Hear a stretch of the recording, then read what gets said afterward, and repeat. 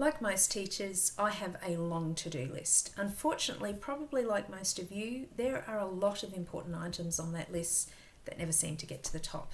And in 2019, climate change was regularly highlighted on my to-do list, but I never seemed to get around to it. Why? Well, time mostly, but I also struggled with a self-imposed pressure to address this issue correctly. I also recognise that I have strong opinions on the matter, and that may conflict with some in my rural community. So I really needed to ensure objectivity and sensitivity. However, when Mother Nature's alarm clock went off in the form of a bushfire in my hometown, I could no longer procrastinate. And in doing so, I learned a valuable lesson. It was the catastrophe of a bushfire that ignited the opportunity to demonstrate critical thinking in my classroom as the lead learner. So a little bit of background information here. I live in a small rural community in southern Queensland, Australia, and significant members of my region are low socioeconomic, and those numbers grew in 2019 as we experienced one of the worst droughts in history.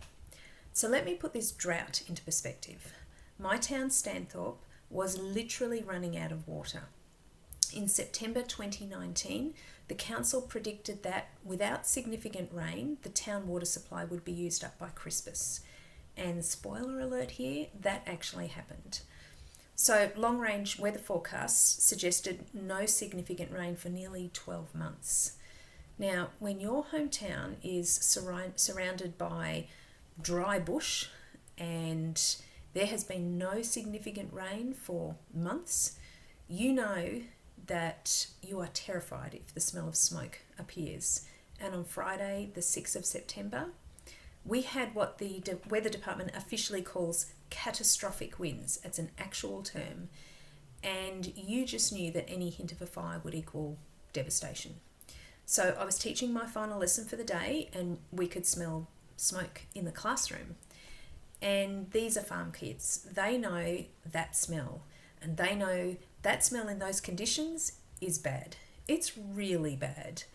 Students were some delivering their final presentations, and I was actually really impressed with their ability to focus with something going on outside. Despite this rising concern, they managed to get through their presentations. So as the bell rang, I advised them to head straight home, and I tried to present as calm. Then I walked to my staff room and I could actually see smoke to the north and south and east. Basically, the school was almost surrounded by smoke. The northern smoke was the worst. It was really black and really thick, and it was being just driven towards the school by these catastrophic winds. I also knew that it was originating from the farm where my husband worked, and between him and where I was at the school lay my best friend's house and the houses of countless people I knew. So there were a quick few phone calls, and that revealed that my husband was actually in the thick of it fighting the fire, and the friends in between there were being evacuated. So my daughter and I headed home so she could get ready for work in town, and by the time we returned, which was only 45 minutes later, the horizon was actually just alive with smoke, and this fire was charging towards town. I wasn't sure what we would find. Next, the power was cut, so everyone was glued to their phones. That was our only source of information. And the sky began to glow this eerie red. It actually looked like something out of like an apocalyptic movie. And once I was in town, I dropped my daughter at work and we stood at the creek and we were watching the fire. And it was a strange sensation because people were in shock. No one really smoked, but people were being just showered with ash. I know I was. And we couldn't believe that this fire was moving towards town. We were used to bushfires, but to have that threat so close to town was quite terrifying. So then the fire roared south behind houses and east along the creek, and it was actually heading towards the school, my school. It was in the line of fire, and there were lots of confusing messages on social media. People reported buildings on fire, others contradicted that. So we moved to the safety of a lookout in town so we could have a better vantage point and get a better perspective. I knew from that point when I was looking down that my husband was somewhere in that fight. He was in the middle of this freight train fire. I knew friends' homes were there. They looked like they were burning, and it was out of control. It was a long sleepless night and we were constantly checking phones, and that went on for about 3 days. The fire actually continued for another week, and it is an amazing testament to those unpaid rural firefighters that only a few homes were lost. Those men and women literally put their lives on the line to keep our community safe. So school was closed on the Monday because the fire was still a genuine threat. I didn't see my pupils then till Tuesday. At that time, some of them were still living in evacuation centres. Many had parents actually still out fighting fires, and everyone was, I'd say, shell-shocked is probably an accurate term. So as a teacher, I wanted to do something to help my students through this immediate crisis. I took the advice of a fellow teacher in America, and we decided to document some of our stories. And this was good. It gave some initial relief to students to process their grief, but it wasn't actually enough. And several weeks later, during our final week of school for the year, I led a series of lessons that provided students with an opportunity to engage in critical thinking around the issue. 2 months after the fire started, a chain of letters appeared in our local paper debating if the fires were linked to climate change. This is where I became the lead learner. I guided my students as they kind of struggled to navigate this avalanche of information. I wanted them to become critical consumers of information that is so readily available in so many different forms in this digital age. First, I had them stand along an imaginary line to identify their personal beliefs on the issue of climate change, deniers at one end and alarmists at the other. And interestingly, what happened is most of the students sort of clumped either side of this middle point. Their only guidance was they had to pick a side that backed their beliefs. Their first task was then, I said, I want you to go and locate evidence to support that belief you have on that line. Their only guidance was to have reliable evidence, but I didn't specify what I meant by that term reliable. By the end of the lesson, the denier group was struggling to find evidence that they considered reliable. I then asked them a simple question. I said, why do you think it's difficult to find evidence for your argument?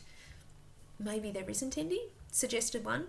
So I let them debate this for a while, and then I set them homework. I said, I want you to find the best evidence to support your point of view. So the next lesson we then discussed this concept of reliability. And I told them they needed to critically analyse their source. I want you to find out who wrote it, why they wrote it, who paid for it and maybe why, who's the author or publisher affiliated with, who was it written for, and what was occurring at the time it was written.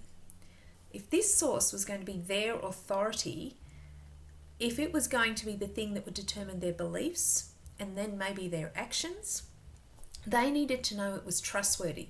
Now, some students decided then that their source that they had chosen just didn't meet this new suitable standard of reliability. We then revised the 4 key elements required to test a claim: intuition, logic, authority, and evidence, and discussed how these must occur in conjunction with each other. Students noticed how emotions can play a powerful role in influencing their beliefs. So some students actually changed their mind, some didn't. But the lesson wasn't to convert them to become deniers or alarmists. It was to help them learn how to use information to shape their responses to the world around them.